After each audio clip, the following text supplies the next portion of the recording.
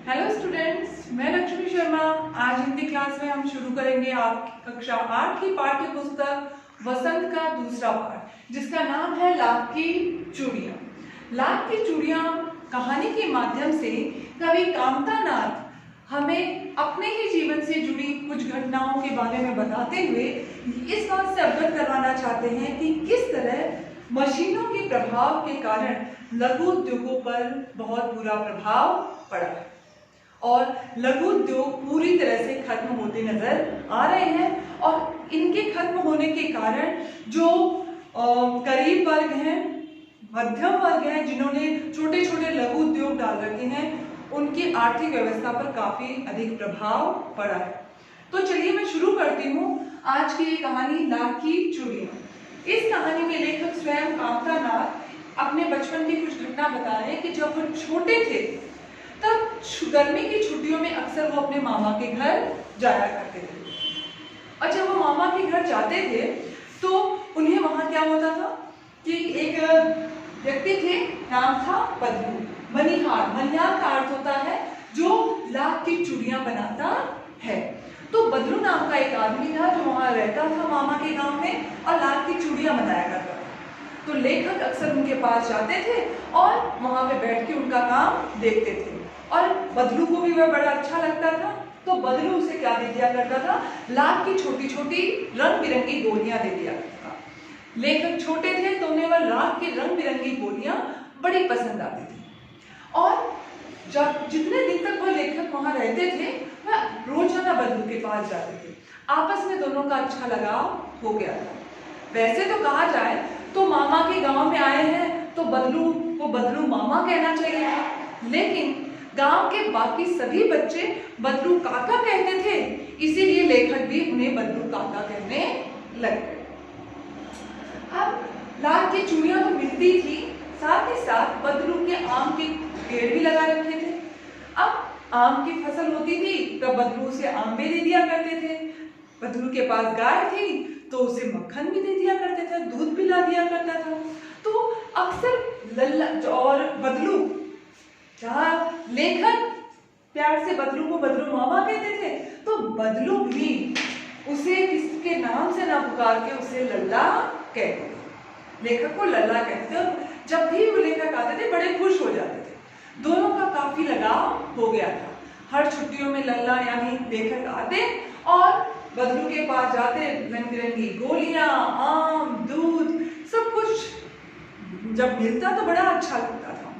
बदलू को भी उससे मिलना अच्छा लगता था क्योंकि वह लेखक तरह तरह से उनसे बातें करते थे, जानकारियां लेते थे, उसके हाल चाल पूछते थे। समय बदला, समय के साथ साथ उम्र भी बढ़ती चली गई। अब लेखक के पिताजी का ट्रांसफर कहीं और हो गया, जिसके कारण लेखक को अपने पिताजी के साथ कहीं दूर शहर में जाना पड़ा। अब काफी वर्ष बीत गए, लेकिन लेखक गर्मी की छुट्टियों में भी अपने मामा के घर आए नहीं। समय बदलता चला गया, सब कुछ समय के साथ साथ बहुत कुछ बदल जाता और वही हुआ बदलू के साथ में। अब काफी वर्षों के बाद जब लेखक युवा हो चुके हैं, बड़े हो चुके हैं और अब जब अपने मामा के यहाँ आए तो उन्होंने बहुत कुछ परिवर्तित देखा, गांव में बहुत अलग देखा।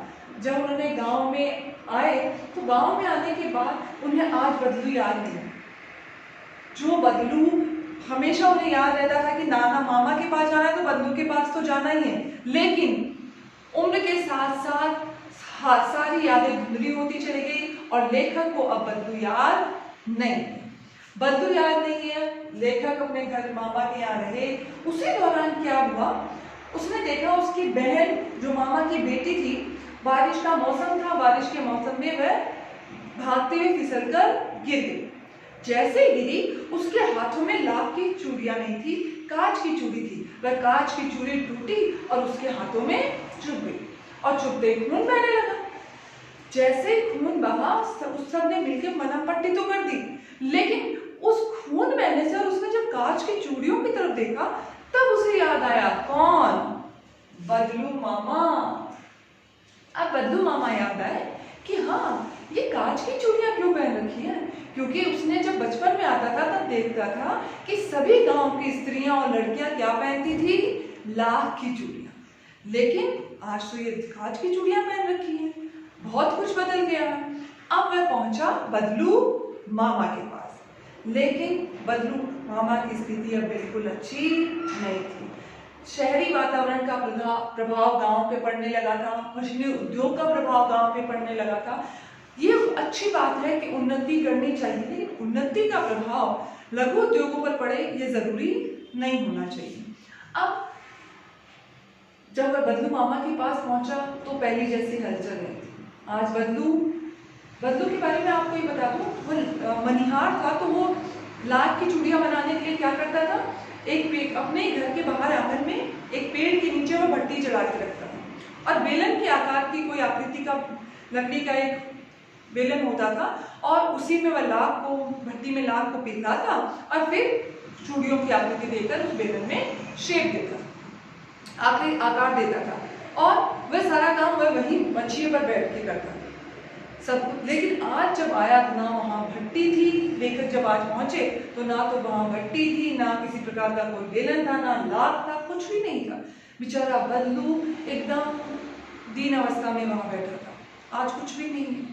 और तो और जब लेखक रास्ते से होके गुजर रहे थे तो उन्होंने देखा कि वहाँ जितने भी स्त्रियां उन्हें दिखाई दे रही है, किसी के हाथ में भी लाख की चूड़ियां नहीं है, सबने कांच की चूड़ियां पहन रखी है। ये बात देखकर लेखक को कुछ तो आशंका हो गई थी। जब वह बदलू के पास पहुंचे तो और उन्होंने बदलू का हाल चाल पूछने की कोशिश की तो बदलू ने कहा सब अच्छा है, सब अच्छा है। उसने कुछ बताया नहीं। मन ही मन बदलू अपनी जो दयनीय स्थिति थी उससे जूझ रहा था और लेखक अब बड़े हो चुके थे, अब बच्चे नहीं थे, इसलिए लेखक को रात की रंग बिरंगी गोलियां तो नहीं मिली थी, लेकिन वह बदलू की पीड़ा को समझ रहा। अब बदलू के आने पर लाख की चूड़ियां तो अब इस उम्र में क्या देता, तो बदलू ने अपनी बेटी को आवाज दी कि आम लेकर आओ लल्ला के लिए, जो कि उनकी बेटी थी, बदलू की बेटी रज्जो, उसके लिए आम लेकर आए। जब रज्जो आम लेकर आई तो रज्जो ने क्या कहा कि ये लो आम, लल्ला की तरफ बढ़ाए। तब आम लिए और आम लेते हुए तो उसने लेखक ने रज्जो के हाथों की तरफ ध्यान दिया तो उसे आश्चर्य हुआ कि गांव की सभी लड़कियां और स्त्रियां कांच की चूड़ियां पहन रखी है, लेकिन रज्जो ने लाख की चूड़ी पहन रखी है। तब उसने कहा कि लाख की चूड़ी। तब उसने बदलू से पूछ लिया कि मामा आजकल चूड़ियां नहीं बनाते। तब बदलू ने जवाब दिया अब लाख की चूड़ियां कौन पहनता है भाई, अब तो सब कांच की चूड़ियां पहनने लग गए हैं, लाख का तो अब कोई मोल ही नहीं। फिर स्थिति को सब जब लेखक ने जाना और सब पहचाना कि समय के साथ साथ लोगों ने कांच की चूड़ियां बनाने शुरू कर दी, मशीनी उद्योग का विकास हो गया और उद्योग का विकास होने के साथ साथ वो चीज सस्ती मिलने लगी तो लोगों ने लाख की चूड़ियां छोड़कर कांच की चूड़ियां पहननी शुरू कर दी। बदलू को कांच की चूड़ियों से बहुत नफरत थी। क्यों होने थे? क्योंकि देखो व्यवसाय बंद हो गया था उस कांच की चूड़ियों के कारण। और दूसरी बात की जाए तो उसे उसकी आर्थिक व्यवस्था पूरी तरह से खत्म हो गई। आर्थिक अवस्था जो पूरी तरह से खराब हो चुकी थी कांच की चूड़ियों की वजह से।